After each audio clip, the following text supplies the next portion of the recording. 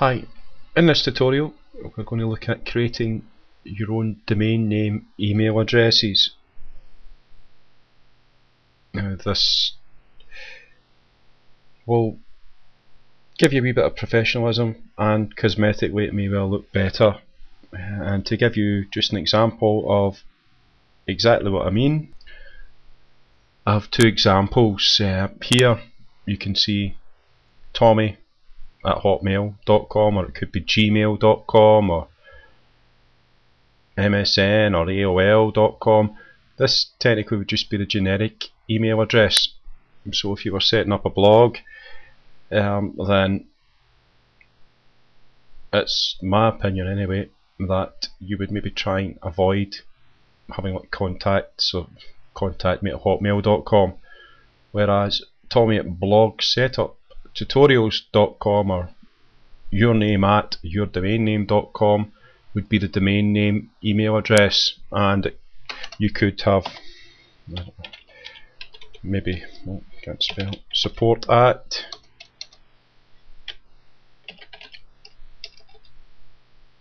help at.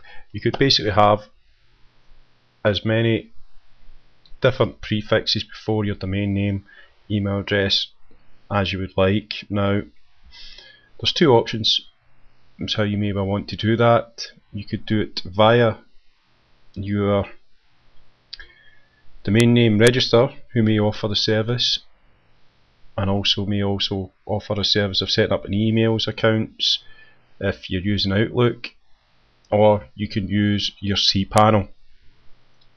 And for this example I'm just going to show you how to very quickly do it via the cPanel, as I'm aware that some domain hosts or registers may not offer this service depending on who it is you've registered the domain name with. So I'll just take you over to the cPanel. Now this is your cPanel. What I would explain just very quickly is that your cPanel may look slightly different from mine. The panel theme I'm using is the X theme.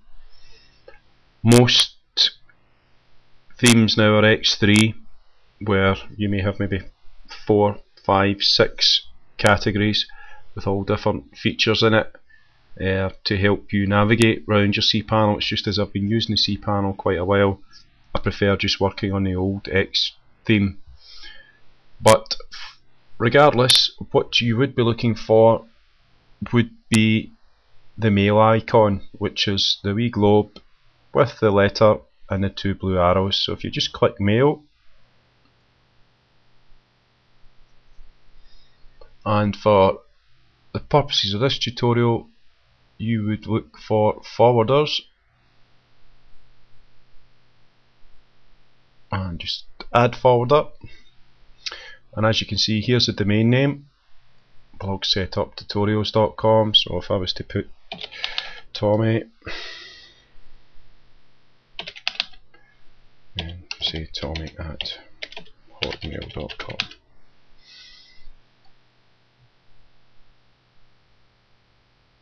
just add, go back, and there you go. So if somebody emails you Tommy at blogsetuptutorials, it would go to Tommy at hotmail.com.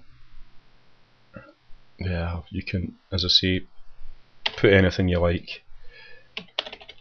And if you're wanting to use different email accounts for different prefixes, like if it was a support, so all the support go to it, then you can do that as well. So that would be Tommy at gmail.com, the support ones would go to. And that really is all it is to that. As I say, there's more complex ways of doing it if it's email accounts you want to set up, but for the purposes of these tutorials it's just to try and get you up and running as quickly as possible and as simply as possible. And one last feature I can show you for the forwarders is here.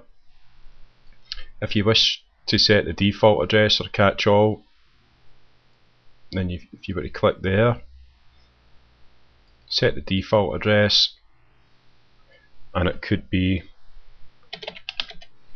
tommy@hotmail.com, for example.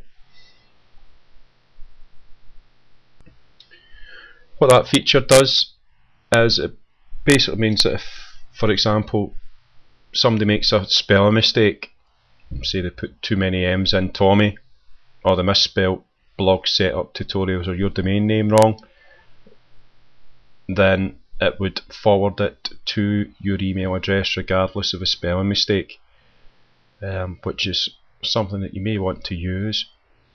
And that really is all there is to it for just creating very quickly some cosmetically better looking email addresses, and maybe instilling a bit of confidence with your subscriber and readers of your blog. And I'll see you in the next tutorial, where we'll look at, hopefully, setting up your WordPress blog